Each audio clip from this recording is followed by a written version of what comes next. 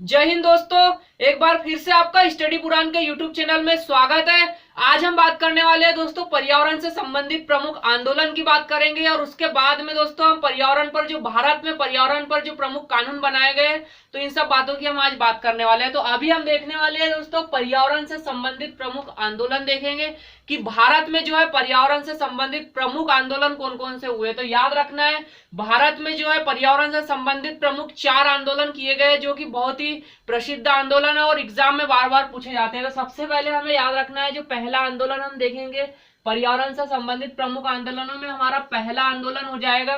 पहला आंदोलन याद रखना है दोस्तों खेजड़ी आंदोलन। याद रखेंगे खेजड़ी आंदोलन। खेजड़ी आंदोलन। खेजड़ी आंदोलन के बाद में हमें अगला आंदोलन याद रखना है। खेजड़ी के बाद में याद रखेंगे अगला हो जाएगा हमारा चिपको आंदोलन। याद रखना है चिपको आंदोलन। चिपको आंदोलन के बाद में अगला जो आंदोलन हो जाएगा दोस्तों अपिक्को आंदोलन हो जाएगा। अपिक्को आंदोलन।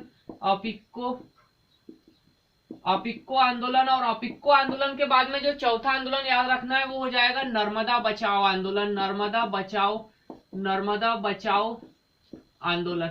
दोस्तों ये भारत की अगर बात की जाए तो भारत के ये प्रमुख आंदोलन है जो कि पर्यावरण से संबंधित थे। तो सबसे पहले हो जाएगा भारत में जो पर्यावरण से संबंधित जो पहला आंदोलन किया गया था खेजड़ी आंदोलन हुआ था। तो यह कब हुआ था? तो यहाँ पर आ जाएगा कब किया गया था। तो इसमें आ जाएगा कब हुआ था। तो यह हुआ था दोस्तों 1731 में किया गया था खेजड़ी आंदोलन। 1731 में कहां पर हुआ था? तो याद रखना है कहां हुआ था। ये राजस्थान में हुआ था। कहां पर हुआ था? तो राजस्थान में हुआ था। खेजड़ी आंदोलन का संबंध किस राज्य से है? तो कहां से आ जाएगा? राजस्थान आ जाएगा। अब दोस्तों इसके नेतृत्वकर्ता कौन है? तो इसका नेतृत्वकर्ता आ जाएगा, इसके नेतृत्वकर्ता में नाम आ जाएगा। नेतृत्व किसने किया था? तो अमृता देवी बिश्नोई ने किया था। इसका नेतृत्व आ जाएगा अमृता देवी बिश्नोई। याद रखना है बिश्नोई जी, अमृता देवी बिश्नोई के द्वारा इसका क्या है नेतृत्व किया गया था। तो याद रखना है खेजड़ी आंदोलन की अगर बात की जाए तो कब हुआ था? 1731 में हुआ था। कहाँ किया गया था? राजस्थान। नेतृत्व करते थे अमृता देवी बिश्नोई।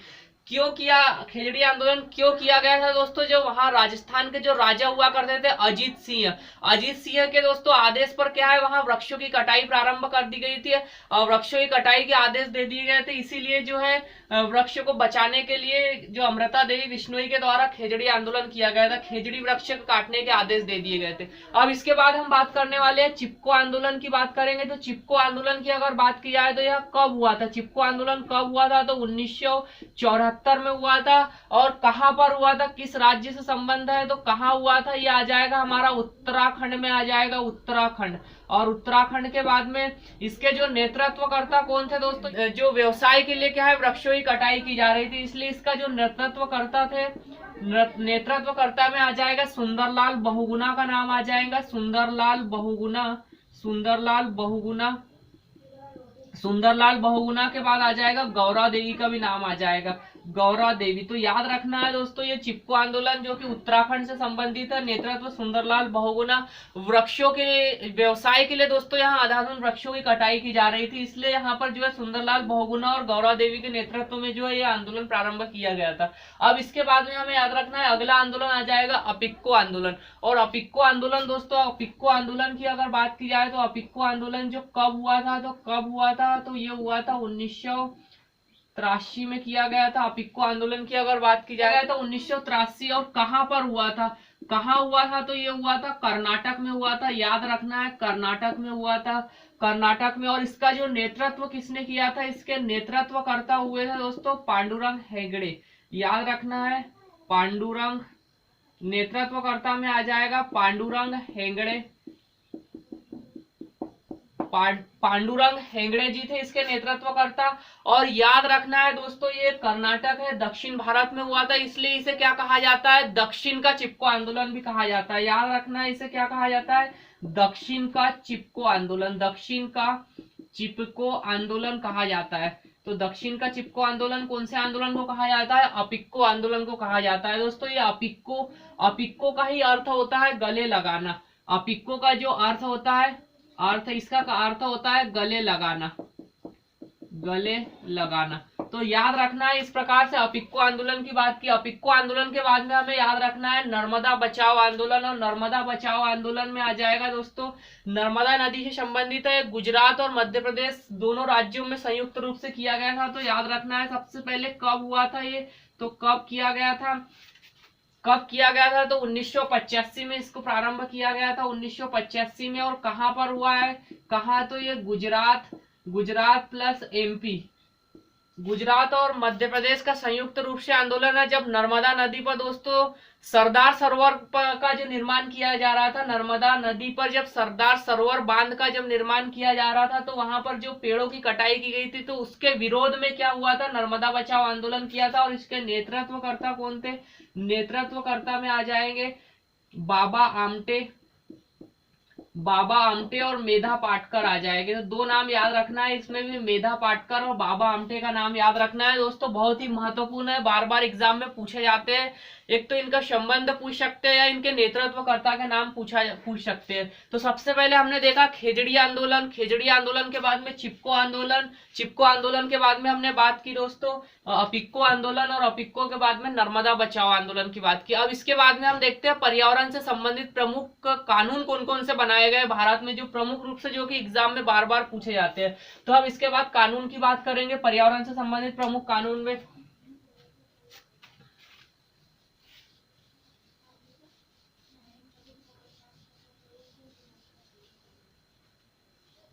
अब हम कानून की बात करते हैं दोस्तों। तो यहाँ कानून कौन कौन से आ जाएंगे, तो हमें दोस्तों 4 प्रमुख कानून याद रखना है और उनके सन याद रखना है। जो पर्यावरण से संबंधित जो प्रमुख कानून बनाए गए थे, उसमें हम 4 प्रमुख कानूनों की बात करेंगे जो कि अधिनियम है, और उसके बाद में उनकी स्थापना कब की गई थी, कब लाया गया था, तो इनकी बात करने वाले। तो सबसे पहले हमें याद रखना है वन्य जीव संरक्षण अधिनियम, वन्य जीव संरक्षण अधिनियम। दोस्तों सीधा इनका सन पूछा जाता है कि ये कब लागू किए गए थे। तो वन्य जीव संरक्षण अधिनियम कब लागू किया गया था, 1972 में किया गया था। क्वेश्चन सीधा आता है वन्य जीव संरक्षण अधिनियम कब लागू किया गया था, 1972। इसके बाद हम बात करने वाले हैं वन्य जीव संरक्षण अधिनियम के बाद में हमारा अगला जो कानून आ जाएगा पर्यावरण संरक्षण अधिनियम आया था, पर्यावरण संरक्षण अधिनियम। और पर्यावरण संरक्षण अधिनियम कब आया था, तो पर्यावरण संरक्षण अधिनियम आया था 1986 में आ जाएगा, 1986 में। इसके बाद अगला अधिनियम हमें याद रखना है जैव विविधता अधिनियम, जैव विविधता अधिनियम हो जाएगा। जैव विविधता अधिनियम की अगर बात की जाए तो यह कब आया था, तो जैव विविधता अधिनियम आया था 2002 में आ जाएगा। और एक अगला याद रखना है आपदा प्रबंधन अधिनियम, आपदा प्रबंधन। तो आपदा प्रबंधन अधिनियम की अगर बात की जाए तो आपदा प्रबंधन अधिनियम जो है हमें याद रखना है, आपदा प्रबंधन अधिनियम याद रखेंगे, ये आया था 2005 में। और दोस्तों अभी जो 2020-21 में जो MPPSC हुआ था उसमें ये पूछा गया था कि आपदा प्रबंधन अधिनियम कब लागू किया गया था, 2005 आ जाएगा। अब इसके बाद हम बात करने वाले हैं दोस्तों NGT की बात करेंगे। NGT क्या है दोस्तों, ये पर्यावरण से संबंधित बहुत ही इंपॉर्टेंट अधिकरण है। तो NGT क्या है इसकी बात करने वाले हैं। तो आगे हम देखेंगे NGT के बारे में। करण है तो NGT की बात कर लेते हैं। NGT क्या है, NGT की अगर बात की जाए तो सबसे पहले हम इसका यहाँ देखेंगे फुल फॉर्म देख लेते हैं। फुल फॉर्म क्या हो जाएगा NGT का फुल फॉर्म, NGT के फुल फॉर्म की अगर बात की जाए तो ये हो जाएगा नेशनल ग्रीन ट्रिब्यूनल हो जाएगा। तो याद रखना है NGT का फुल फॉर्म बहुत बार पूछा जा चुका है दोस्तों कि NGT का फुल फॉर्म क्या है, तो नेशनल ग्रीन ट्रिब्यूनल है। याद रखना है, बहुत बार पूछा जा चुका है एग्जाम में और बहुत ही महत्वपूर्ण निकाय है यह। NGT की अगर बात करें तो बहुत ही महत्वपूर्ण निकाय है। तो नेशनल ग्रीन ट्रिब्यूनल हो जाएगा। तो इसका जो हो जाएगा राष्ट्रीय हरित अधिकरण, राष्ट्रीय हरित अधिकरण हो जाएगा या न्यायाधिकरण हो जाएगा। तो याद रखना है ये राष्ट्रीय हरित अधिकरण या न्यायाधिकरण हो जाएगा। फुल फॉर्म के बाद में हम देखेंगे इसकी स्थापना कब की गई थी। यह एक निकाय है। तो इसकी स्थापना कब की गई थी, स्थापना की अगर बात की जाए तो स्थापना कब की गई थी, तो इसकी जो स्थापना की गई थी ये की गई थी 2010 के अंतर्गत की गई थी, 2010 में की गई थी। और किया संसद के द्वारा एक अधिनियम लाया गया था, राष्ट्रीय हरित अधिनियम। राष्ट्रीय हरित अधिनियम के तहत जो है 2010 में लाया गया था, के तहत इसकी स्थापना की गई थी। तो 2010 में इसकी स्थापना की गई थी। इसका उद्देश्य क्या था, इसका उद्देश्य देख लेते हैं, किस उद्देश्य से इसको बनाया गया था। तो इसका जो उद्देश्य क्या था, तो इसका उद्देश्य आ जाएगा पर्यावरण से संबंधित,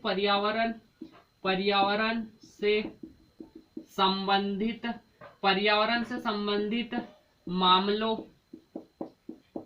पर त्वरित निपटारा करना। पर्यावरण से संबंधित जितने भी मामले हैं दोस्तों, उस पर क्या है, त्वरित निपटारा करना। अब इसके बाद हो जाएगा, अगर इसका उद्देश्य तो क्या है, पर्यावरण से संबंधित मामलों पर त्वरित निपटारा करना, और इसको क्या है, उच्च न्यायालय की शक्ति प्राप्त है।